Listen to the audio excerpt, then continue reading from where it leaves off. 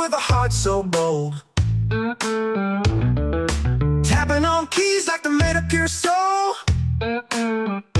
Building dreams out of digits, making websites roll. Oh, Austin code monkey, working all night. SEO wizard making ladies take flight. From the Texas heat to the neon glow, you're the code-swinging king of the SEO show. Welcome to the Deep Dive. We are jumping straight into a strategic playbook today, one that's been customized entirely from the sources you provided. We're looking at a 2026 focused strategy guide for local service businesses. You know, your plumbers, HVAC techs, electricians, anyone fighting for visibility in the, let's face it, super competitive Austin, Texas market. And our mission here isn't just to talk about SEO theory, it's to execute a pivot. We need to get past those obvious, really crowded search terms. Right, the Austin plumber type of search. Exactly. And instead, uncover dozens of these high-converting sort of surgical variations that customers use when they are absolutely ready to pull out their credit card. We're looking for a shortcut to really understand the local market. And, you know, if we connect this to the bigger picture, the real insight here is that good local SEO is all about meeting customers at their moment of highest intent. At their moment of need. Precisely. It's a journey, not just one keyword. We have to show up when they're doing research, sure, but more importantly, when there's an emergency and they need to make a call right now, that difference intent versus just raw volume, that's the whole game. That reframes everything. I mean, you don't casually search for a general contractor at 3 a.m. when a pipe is burst. No, you don't. You're looking for something very specific, very urgent. Which brings us right to the foundation of this playbook. The 4 keyword categories that the sources say drive all the high-quality service leads in Austin. Exactly. These 4 categories make sure you capture a customer no matter where they are in their journey of need. So first up, you have the service plus Austin core phrases. These are your foundational terms. Austin HVAC repair, pest control Austin TX. The big ones. The big ones. They've got high competition for sure, but they also capture people who know what they need. The buying intent is clear. Okay, so those are table stakes. Yeah. But if we're looking for that immediate ROI, where do we shift our focus? That's category 2, emergency and 24-hour modifiers. Think emergency plumber Austin or 24-hour locksmith Austin. What's really fascinating here is that even though the search volume is lower, the conversion rates are, well, they're astronomical. Someone searching this needs help now. If you show up, you get the call. This is where a small budget can get you huge returns. So you're targeting the panic, essentially. But what about the customer who's still, kicking the tires, gathering info before they commit? That's category 3, and it's a gold mine. Cost and near-me long tails. These are longer phrases, much less competitive, and they capture people who are comparing their options. Okay, so what does that sound like? We're talking really specific question-based searches. How much does house cleaning cost in Austin, for example? Or all those mobile searches like electrician near me, Austin, Texas.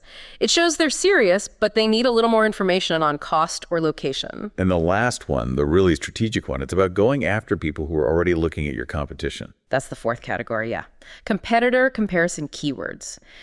These searches show they're in the final stages of evaluation. They're looking for the best Austin landscaper, or they're even targeting a specific rival with something like alternative to XYZ company. That's a bold move. It is, but the sources encourage it, as long as you can genuinely back up that you're the better option.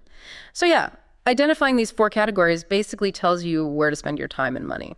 All right, so now we know the targets. The next crucial step in your sources is this systematic process. The 5-step hyperlocal keyword research workflow.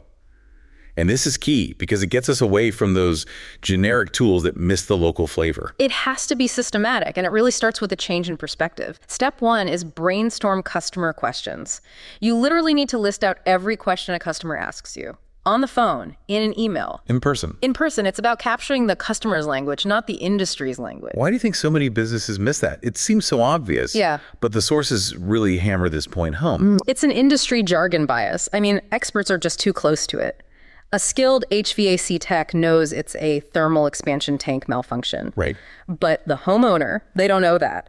They search for the problem. They search for water heater making noise, or, my AC smells like dirty socks. Mm-hmm. If you don't use their words, you miss like 80% of the traffic that's actually ready to buy. That is a huge insight. So once we have that love of real-world problems, how do we find out if people in Austin are actually searching for them? Step 2 is using a tool that's, well, it's right in front of us. Extract suggestions with Google Autocomplete. Just start typing your main services into Google, like plumber Austin or HVAC near me, and all those suggestions that pop up. That's a direct window into what real people in Austin are searching for right now. Okay, so we've got this huge list of phrases and autocomplete suggestions. We can't just assume they're all winners, though.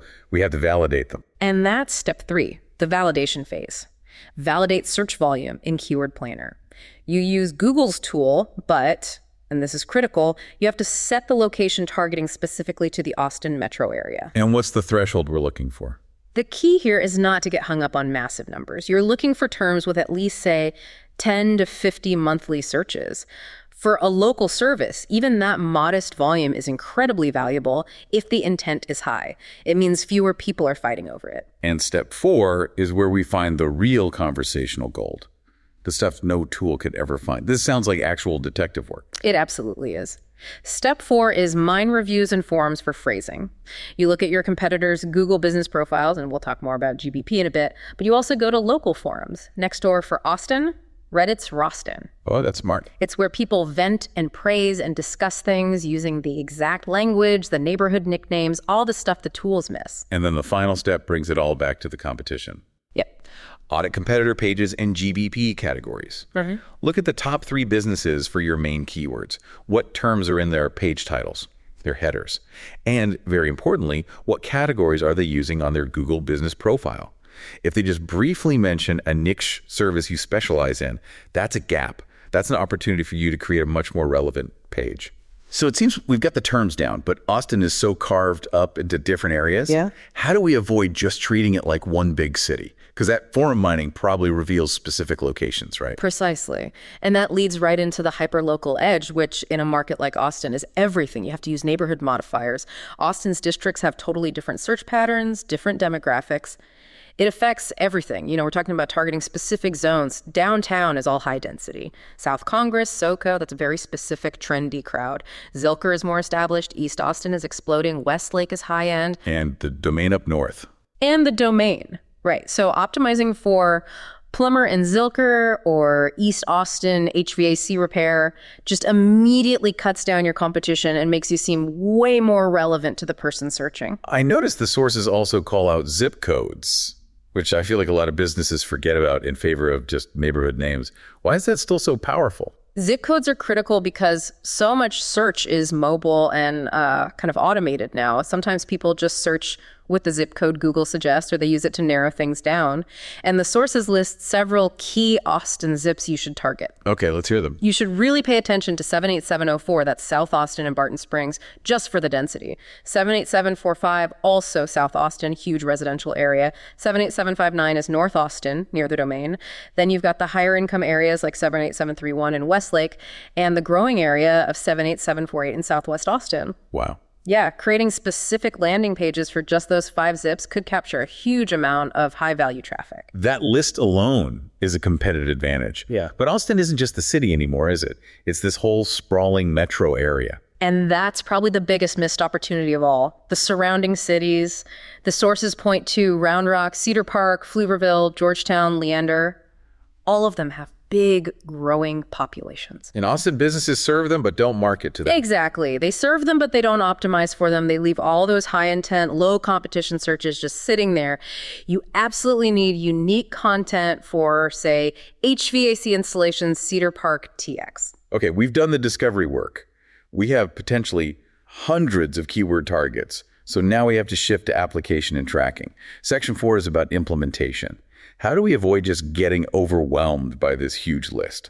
Analysis paralysis, it's the enemy. So you need a system to balance opportunity with what's actually feasible. The sources call it the scoring matrix template. You rate every keyword on 3 simple factors, 1 to 10. Okay, what are they? First is volume, how many people search for it. Second is competition, and this is key. A 10 means it's easiest to rank for, not hardest. So it's an inverted scale. Yeah. Got it. Exactly. And the third, and maybe the most important, is business relevance. How much money does this specific service actually make for you? But how do you make sure you're not just chasing easy keywords that aren't worth much? That's where the weighting comes in. You add up the scores, but you give more weight to business relevance and competition than you do to volume. A term like emergency burst pipe repair Westlake might have a volume score of 2, but a competition score of 9 and a relevance of 10. That's a high priority, quick win. You're finding where profitability and feasibility meet. That makes prioritizing so much more actionable. So once we have our priority list, where do we put these keywords? Strategic placement is everything. First, on page. Your main keyword for any given page has to be in the title tag and the main H1 header. The content needs to be written for humans, obviously, but you should aim for a keyword density of around 2 to 3%. Enough for the algorithm to get it, but not so much that it sounds like a robot. And what about all those hyper-local terms? The zip codes, the surrounding towns, we can't just stuff those on a homepage. No, and that leads to the absolute necessity of dedicated service area landing pages. This is non-negotiable if you want to expand in the Austin area. You have to create unique content for each major service area. A page titled HVAC Repair in Round Rock TX needs to actually talk about Round Rock. Mention landmarks, common problems there. Not just a copy-paste job. No. Google will see right through that. And the third place is your most critical local asset, the Google Business Profile, or GBP. You have to use the most specific categories possible, one primary, and you can have up to 9 additional ones. This is where you really define your specialty. And then you use those target keywords in regular Google posts. The source suggests weekly updates, which is a lot, but it shows Google you're active and highly relevant to what people are searching for. Okay, measurement. This is critical. How do we know any of this work is actually leading to phone calls and revenue? You have to use call tracking. Set up unique phone numbers for your website, your GBP, your ads. It's the only way to attribute calls back to a specific source, sometimes even a specific keyword. It connects your rankings directly to revenue. It shows you which keywords have real business value, not just search volume. And finally, you have to maintain a meticulous monthly KPI dashboard. Track your rankings for, say, your top 20 keywords, your overall organic traffic, and most importantly, the calls and conversions that came from organic search. If a keyword is ranking number 1 but no one's converting, either the intent is wrong or your landing page isn't working. We've covered today's search world pretty thoroughly, but the sources are clearly looking ahead to the future of AI search. Section 5 asks, how do we future-proof for AIO AI search optimization? Because those AI summaries are already showing up at the top of the results. This means you have to get your head around a concept called LLM seeding, large language model seeding. Okay, break that down for us. All it means is structuring and optimizing your content so it's more likely to be picked up, summarized, and cited by AI systems. We're talking about Google's AI overviews, Gemini, Perplexity, all of them. So we're optimizing to be a source for the AI, not just to rank in the old blue links. Why does an AI choose one source over another? It favors authority, clarity, and a structure that's really easy to pull snippets from. You basically need to answer the user's question completely and concisely in the very first paragraph, then you can expand on it. So for example, instead of a long, flowery intro, you start a page with, the average cost for HVAC repair in Austin is between $350 and $600. Then you explain why. Use clear headers that are phrased like questions. That direct, easy-to-digest format is exactly what these AI overviews are built to find and feature. So it's less like writing an essay and more like writing an encyclopedia entry. Absolutely. And the final piece of this forward-looking strategy is voice search optimization. We've been hearing about it for years, but what makes it different now for a service business in Austin? Voice searches are just fundamentally different. They're way longer, they're more conversational, and they use more qualifiers because people are speaking, not typing shorthand. Right. So instead of typing Austin plumber, they might ask their phone, what's the best affordable plumber near downtown Austin that's open right now? That's fascinating. So the optimization isn't for short phrases anymore. It's about capturing that entire sentence. Correct. You have to optimize for the full question. And you have to include those conversational qualifiers people use, words like affordable, highly rated, open now, nearby. Those are the words that turn a general voice search into an immediate high-intent lead. This has been an incredibly detailed strategy guide. I mean, the core takeaway seems to be that winning in Austin SEO is all about moving beyond the obvious and embracing this super detailed, hyper-local, intent-driven, and now forward-looking AI structure.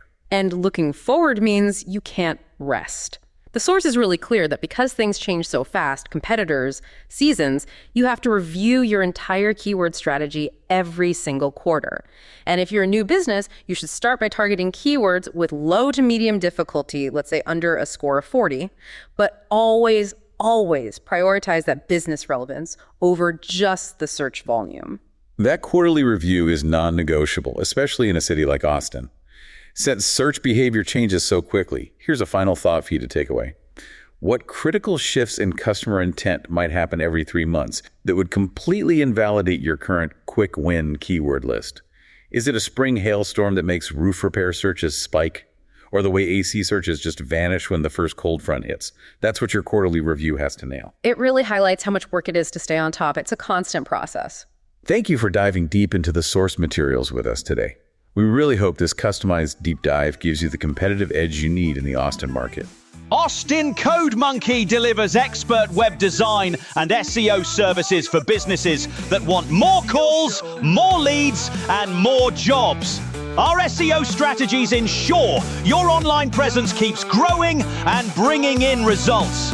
For more information, call 737-932-7532 or visit our website at austincodemonkey.com. Austin Code Monkey, working all night. SEO is making rankings take flight. From the Texas heat to the neon glow, you're the code swinging king of the SEO show.